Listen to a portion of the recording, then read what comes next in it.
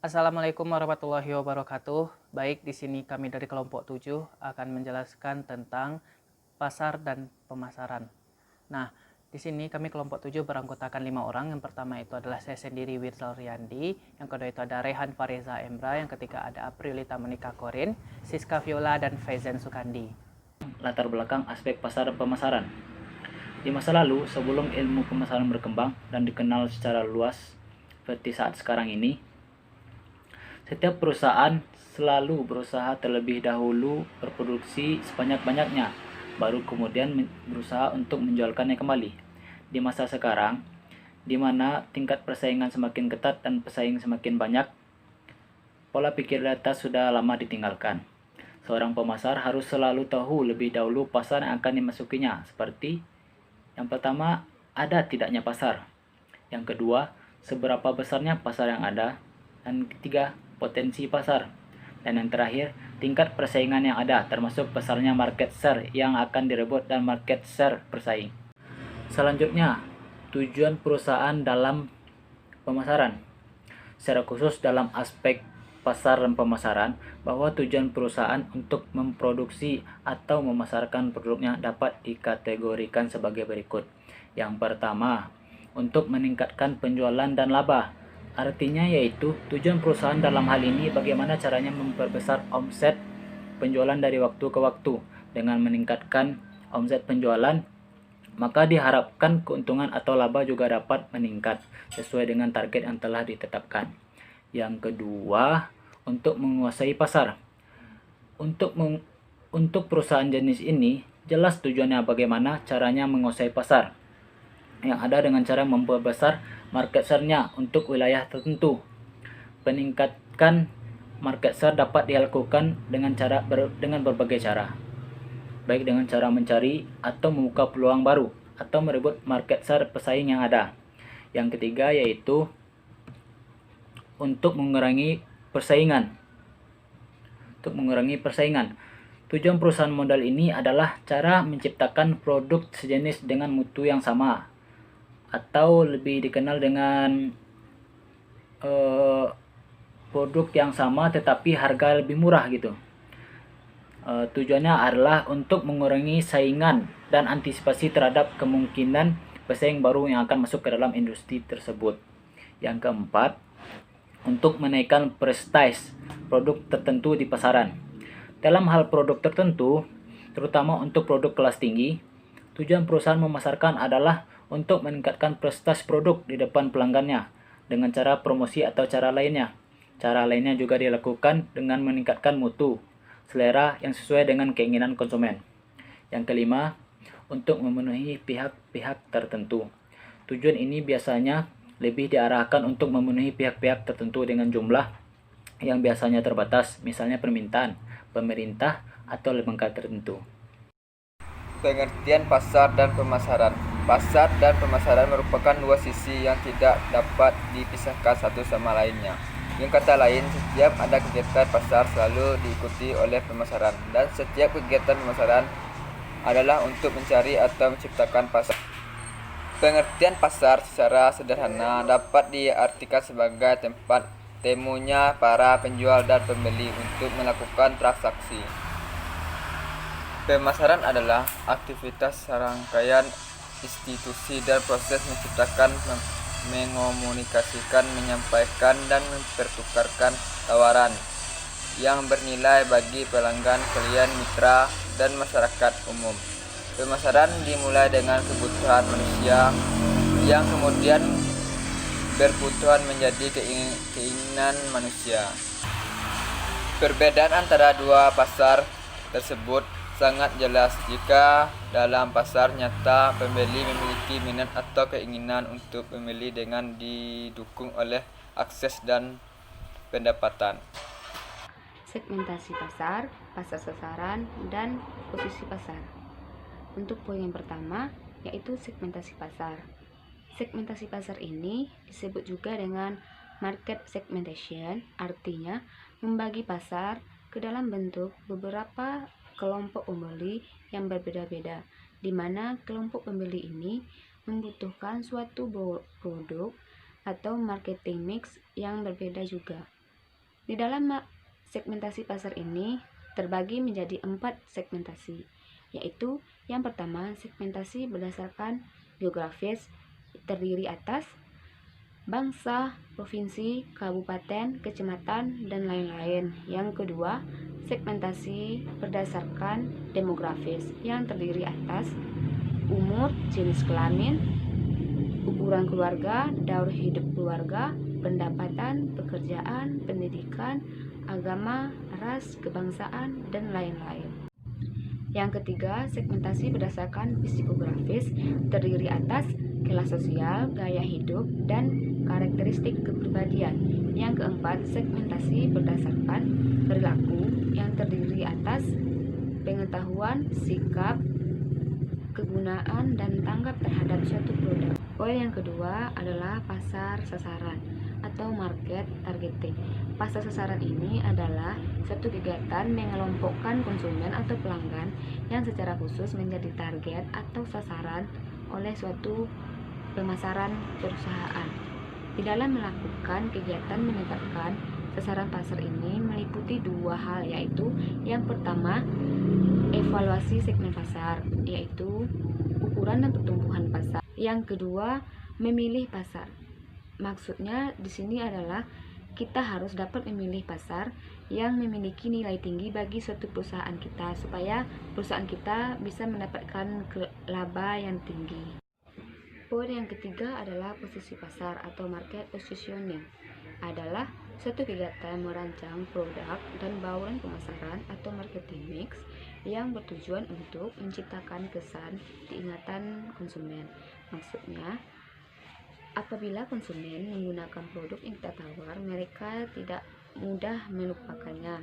Akan tetapi mereka selalu ingat karena produk yang kita tawarkan tersebut melekat di pikirannya. Seperti contoh, mobil Innova itu menyatakan bahwa dirinya adalah mobil untuk keluarga. Dengan kata lain, produk mobil Innova ini sedang membangun kepercayaan terhadap konsumen bahwa dirinya merupakan mobil yang benar-benar cocok buat keluarga. Oleh karena itu, mobil Innova harus dibuat mengacu kepada keluarga dengan menyediakan tempat duduknya yang luas dan nyaman. Strategi bauran pemasaran atau marketing mix. Marketing mix merupakan perpaduan dari variabel-variabel intern yang dapat dikontrol, dimobilisasi untuk mencapai pasar sasaran atau segmen tertentu. Di dalam bauran pemasaran atau marketing mix ini memiliki beberapa strategi. Yang pertama yaitu strategi produk. Strategi produk. Produk menurut Philip Kotler adalah sesuatu yang dapat ditawarkan ke pasar untuk mendapatkan perhatian untuk dibeli, untuk digunakan, atau dikonsumsi yang dapat memenuhi keinginan dan kebutuhan konsumen. Strategi produk yang dilakukan oleh perusahaan dalam mengembangkan suatu produk yaitu yang pertama, logo dan moto. Di dalam logo dan moto ini terdapat serangkaian kata-kata yang berisikan visi dan misi dari perusahaan tersebut dalam menciptakan produknya.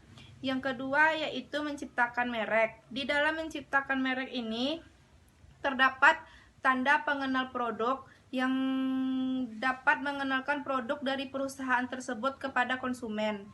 Yang ketiga yaitu menciptakan kemasan. Dalam kemasan ini, suatu produk itu akan dapat lebih dikenal di konsumen, seperti kualitas produk tersebut, bentuk, warnanya. Selanjutnya yaitu keputusan label. Dalam keputusan label ini sangat diperlukan dalam suatu produk, karena di dalam keputusan label tersebut terdapat siapa yang membuat, di mana dibuat, kapan dibuat, dan bagaimana cara menggunakannya, serta bahan-bahan yang ada dalam produk tersebut. Selanjutnya yaitu strategi harga. Harga adalah sejumlah uang yang diserahkan dalam pertukaran untuk mendapatkan suatu barang atau jasa. Langkah-langkah yang perlu ditempuh dalam menetapkan harga yaitu 1. Menentukan tujuan penetapan harga. Kedua, memperkirakan permintaan. biaya dan laba. Yang ketiga, memilih strategi harga untuk membantu menentukan harga pasar. Yang keempat, menyesuaikan harga dasar dengan teknik penetapan harga. Besarnya harga yang harus dipasang harus sesuai dengan tujuan penetapan harga. Ada 3 strategi dasar dalam penetapan harga. Yang pertama yaitu skimming pricing, yaitu harga awal produk ditetapkan setinggi-tingginya dengan tujuan bahwa produk memiliki kualitas yang tinggi. Yang kedua yaitu penetration pricing, yaitu dengan menetapkan harga yang serendahnya dengan tujuan untuk menguasai pasar. Yang ketiga adalah status quo pricing, yaitu harga yang ditetapkan sesuai dengan harga pesaing. Selanjutnya yaitu strategi lokasi dan distribusi. Pastinya dalam membuat satu produk kita harus menguasai dan melihat lokasi yang akan kita tempati.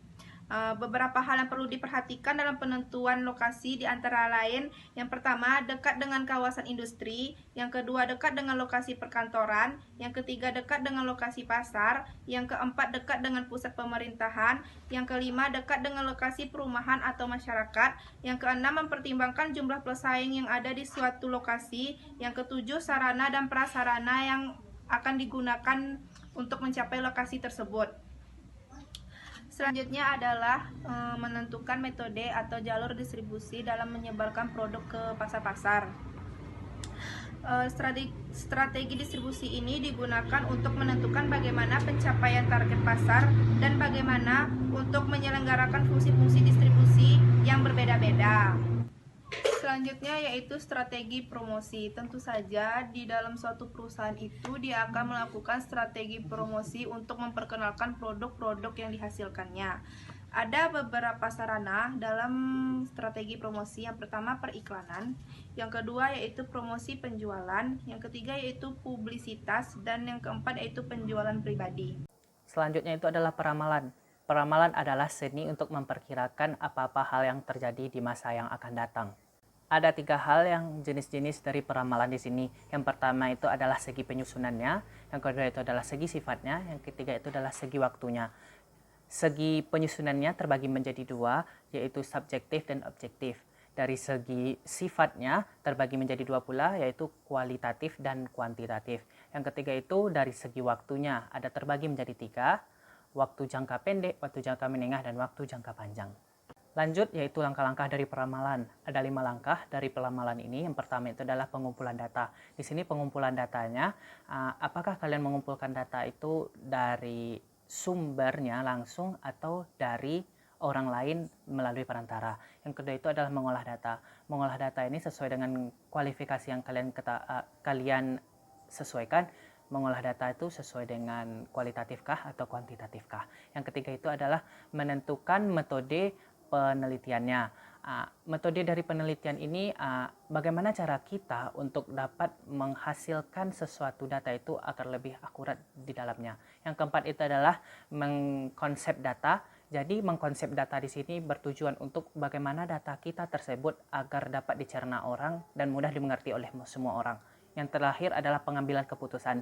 Pengambilan keputusan di sini adalah seluruh data yang kalian cari tadi, kalian tarik kesimpulannya untuk lebih dimengerti dan dapat diterima oleh masyarakat luas. Selanjutnya itu adalah cara mengestimasi pasar. Di sini mengestimasi pasar ini bagaimana cara kita untuk mengetahui besarnya sebuah pasar itu sendiri. Dalam sebuah penelitian, cara mengetahuinya yang pertama itu melalui metode penelitian menggunakan kuesioner, menggunakan survei secara langsung. Nah, di sini tujuan dari mengestimasi pasar di sini adalah bagaimana cara kita agar dapat mengetahui dan mendapatkan data-data yang akurat dari sumber-sumber tertentu agar data tersebut dapat kita olah dan kita jadikan sebagai sesuatu hal yang dapat diterima oleh masyarakat.